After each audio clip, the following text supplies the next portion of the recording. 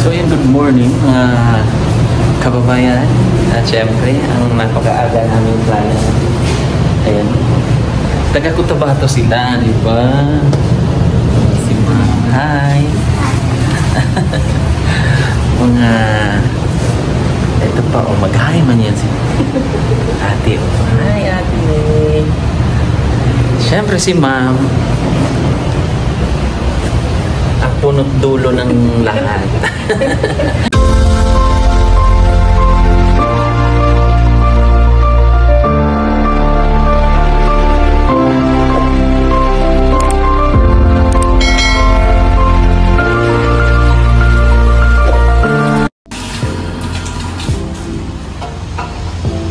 So yun, good morning ulit.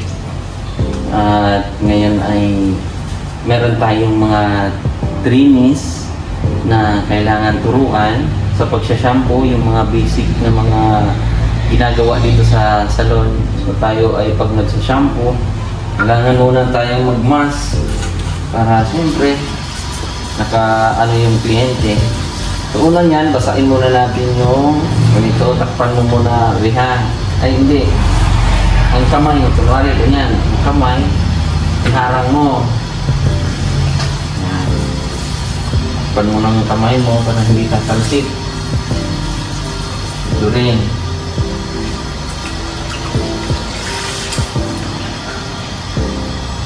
Sain mo lahat.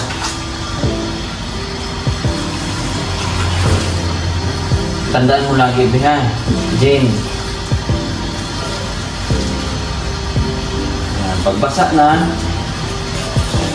ang pagsashampoo ay ito. Spread mo muna. Ayan.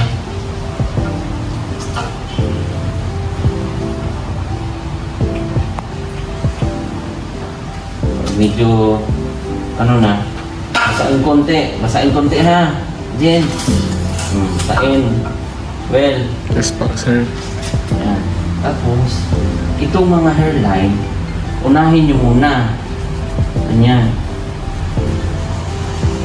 Ayan. Pero hawakan nyo yung ulo ha, para hindi maalog. Ayan.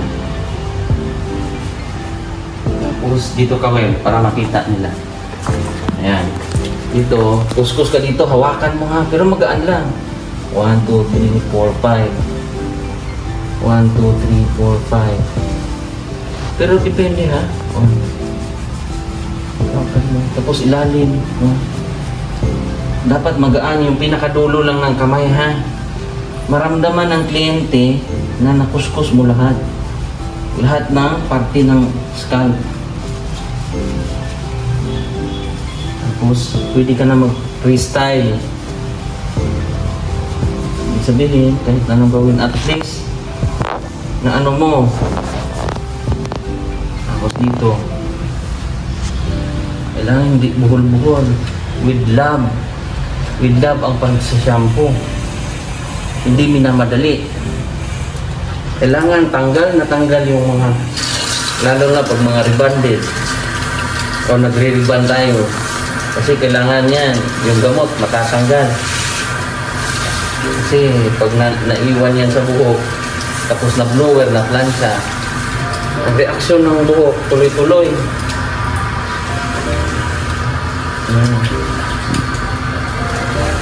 Dapat sa shampoo pa lang ang kliyente ma-relax na.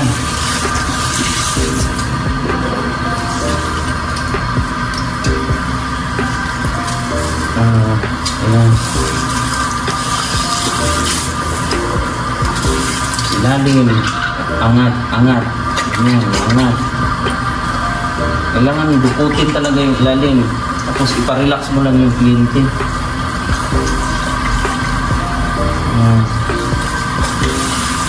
Tapos, pag sa tingin mo, pakiramdam mo, wala nang kuan, tandaan mo lagi yung ginagawa ko ha. Well, yes sir.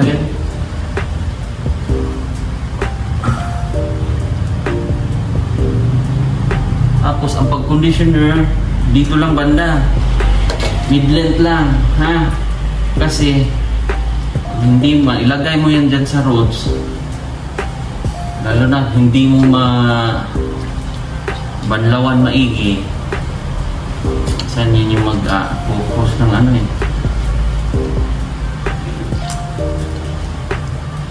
Tapos kung may sobra na, madulas naman yung kamay mo, may re-relax mo pa rin yung kliyente. Massage mo. Ganyan. Masarap, di ba? Jen? O, iparamdam natin yan sa kliyente. Huwag nga ganyan. Ganunin mo lang. Pag nagsashampoo kayo, kasi kailangan TLC talaga yan. Tender love and care. Aalagaan natin ang mga kliyente. Kailangan pag pumupunta sila dito sa salon, ang isipin natin na marirelax sila, mai-enhance yung ganda nila, di ba? Tama, Will? Yes, sir.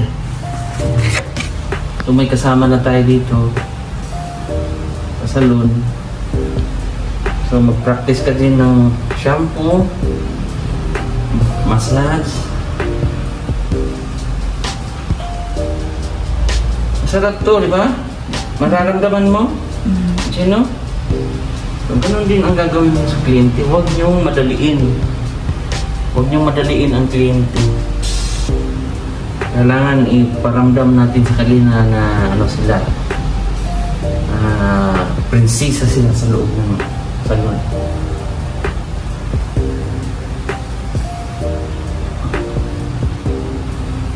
Yan. Sa tingin mong ano na, basta pagsabi kong ibabad, i-relax ang kliyente, gawin natin yun.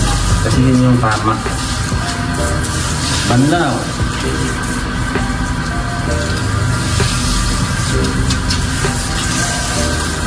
Saka yung nakakatulong din yan pag minasage yung ulo. Nakaka-circulate yung blood. Ingatan na hindi mabasa ang kliyente.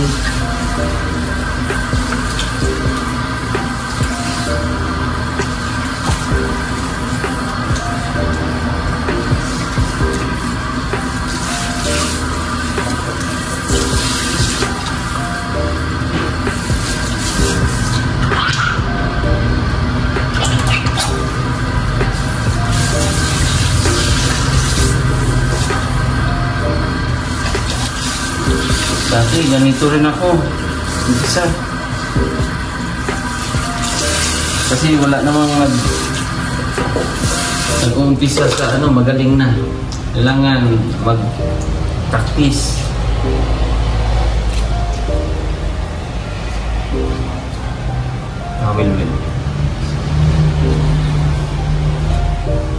Tapos, kunwari na, ano ka na ng tao eh.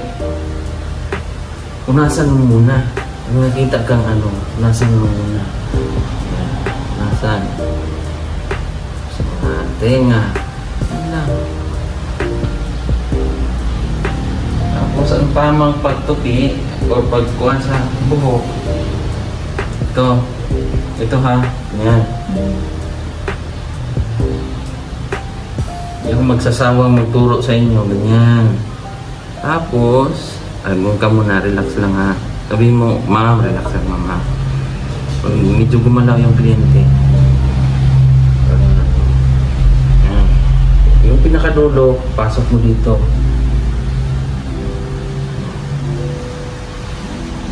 Tapos, yung buhok, nasa loob na. Kasi pasok ulit. Tsaka alalay sa ikot. Ganyan. Kita mo. Tapos, pag mag-ano ka ng kliyente, dito tayo. Diba? Kapag maaga pa, natin magturo sa ating mga staff. Yan, sige. Ikaw naman, imamassage mo si Ruel, ha? Sige. I-shampoo mo pala. Iparamdam mo, ha? So, yan. Nagtuturo muna tayo ngayon. Tutorial muna sa ating mga staff para sila ba ma-enhance. Ito si Ruel, marunong na to. Kunwari, hindi ka komportable, tanungin mo yung kliyente, sir, okay lang po ba kayo? Ma'am, okay lang po ba kayo? Yun. Tapos ito, kunwari kung pwede itong itaas eh. Ay, excuse mo na, saglit. Ito, isa. Pwede itong itaas. Ayan, sige daw eh, kung kaya. Ayan, okay ba? Komportable. Ayun lang. Tanungin mo lagi ang kliyente, Jen. Miss Jen. Tsaka ingatan mo yan, ganyan kalayo yung ano mo, dapat ganyan. Huwag ilayo kasi tatalsik yan. Tapos alalay, lagi. Tapos yung kamay mo, ganyan. Masanay ka rin yan. Ingatan mo hindi mabasa. Tapos yung isang kamay mo, kunwari ito, nandito ka, o ganyan lang yung kamay mo isa, nakahawak, ganyan o. Safe yan. Safe yung ganito o. Ayan. Tingnan mo ha, ako. So yan, tuturo muna tayo paano i-handle yung mga kliyente. Lalo na ito mga trainee pa yung isa sa ating kasama, si Miss Jen. Si Roel naman, natagal ko na yung naging kasama din sa salon. So at least ano na yan, marunong na po. So ayan, tayo po ay nagsasalon para din sa ating pamilya, excuse me, at sa ating mga anak. May Kyle, Sophia, trabaho tayo ng hanggang malakas pa tayo. At tayo po ay nagtuturo naman at hindi po tayo magsasawang magturo sa ating mga kasamahan dito sa trabaho. Iniisip ko silang magiging parte na ng pamilya, tuturuan para siyempre hanggat magiging magaling sila, marunong sila, saan man sila mapadpad, di ba? Hanggang tumanda, naaalala pa rin nila ako. At siyempre sa tulong po ng mga nasa likod nito, pamilya ko, lalong-lalo na pamilya ko po, asawa ko, dalawang anak, mga kina papa, kina mama, at sa lahat ng mga sumusuporta, at kay Mama Leonora MC, sa lahat po ng sumusuporta, at ang PB team, maraming salamat, at sa mga subscribers, viewers na pupunta dito, bumibisita at picture kami. At salamat sa Barbas family na matagal ko ring kliyente. Ma'am Lorraine, thank you so much na mga pupunta na rito ng mga client ko. At siyempre kay Ma'am Maris, yun, kailan ba yun? 21 yata, uwi na sila ng US. Yan. Salamat. At itong salon na binigay ng Panginoon sa atin na magiging hanap buhay ng ating mga kasamahan at ng ating pamilya na magiging tuloy-tuloy, di ba? Visit po kayo dito sa Maarod, Davao City. Harap lang po ng Central Convenience at Mr. DIY sa mga taga rito sa Davao City. Ayan, punta kayo dito sa door 2, Purok 31B, New Washington Village, tapos Maarod, Davao City. So harap lang po yan ng Central Convenience, Mr. DIY sa Maa, at ginagawang condo, tapos Woodridge, dito lang po yan. At visit kayo. At soon, sa mga gustong mag-apply sa taga Davao, pedicure, manicure, turuan mo ha. Ayan. Araw-araw gawin natin yan. Hanggang sa gumaling. So yun po, maraming thank you sa lahat ng sumusuporta sa aking journey ngayon sa pagtuturo sa mga staff. So yun nga, wala pa si Marvin. By January pa daw gustong pumasok. Yung husband ni Joy, yung sa dam site, ay balak din waiting daw kasi nakapasok lang din sa car wash. So gusto niya ring pumasok daw dito. So, tingnan natin kung kailan kasi need ko talaga ng stock. At kay Juan naman, medyo alanganin yun, maliit pa yung bata. So, yun lang po mga kababayan. Maraming thank you sa patuloy na pagsubaybay sa aking YouTube channel. At syempre, isang tawa naman dyan. Gusto kong makita yung katawa ni sige na mo yun, sige. Oh, takpan mo yun. Inugulo mo eh. Inugulo mo yun. Isang tawa lang naman. Isang smile lang naman. At panoorin nyo rin mga kababayan ang aming mga ginawang clients. Ito po ang mga ginawa nating client. Ito yung kadugtong ng ating vlog. Panoorin nyo po. So yun, good morning mga kababayan. At syempre, ang napaka-aga namin client. Ayan.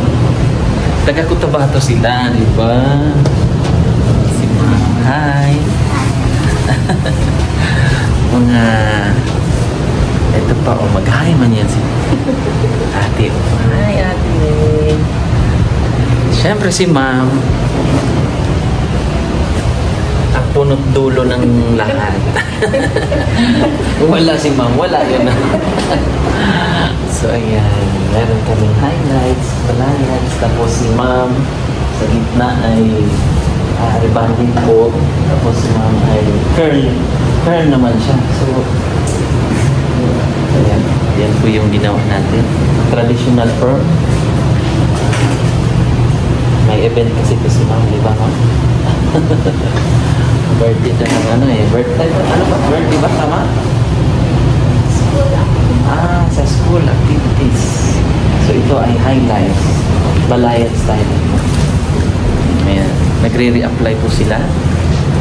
So abangan niyo po ang magaganda nilang result mamaya. Mga bukas pa pala, Ma'am. Matapos.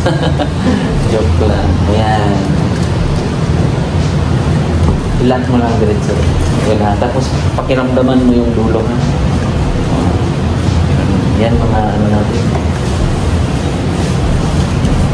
At si Joy pala ay hindi makakapasok kasi yung husband niya nagtatrabaho kasi doon sa car wash. So nagchat sa akin si Joy na hindi makakapasok. So ang isa sa mga makuha siguro natin next time yung husband ni Michelle, yung pumanaw na. So yung may kambal. Pero ang paalam niya by January pa. So, kailangan daw niyang mag-ano doon kasi bago pa lang siya. Si Joan, kapatid ni Gia. So may baby kasi yun siya. Mahirap. So ito, tatlo na kami dito. At napakaagang client. Ayan, abangan nyo na lang po mamaya ang mga result nila at mga process. Maganda yan. Gagawin natin bongga yung mga hair nila. So, taga-Cotabato, Ma'am, no? Proper, Ma'am? Sa medyo malayo-layo. Ilang oras po ba biyahe, Ma'am? 5 hours biyahe. So dito kasi nag-aaral yung mga anak ni Ma'am. Ayan.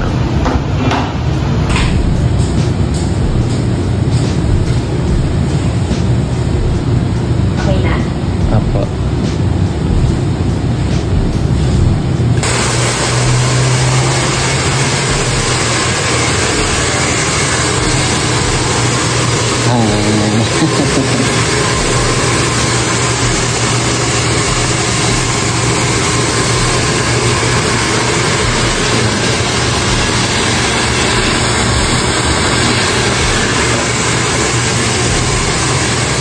So, ayan, thank you. And bye-bye. God bless. God bless po.